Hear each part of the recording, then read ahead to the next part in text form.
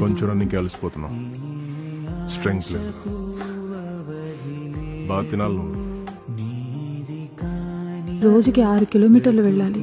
ఎన్ని డబ్బులు ఖర్చు అవుతున్నాయి? అవసరమా కన్నమ్మా? హే, పిల్లల ముందు డబ్బుల గురించి మాట్లాడతావు? కన్నమ్మా నువ్వు వెళ్ళి నేను ఇస్తాను. అయినా అంత పెద్ద దూరం కాదులేనన్నా, నేను నడుచుకుంటూ వెళ్ళగలను.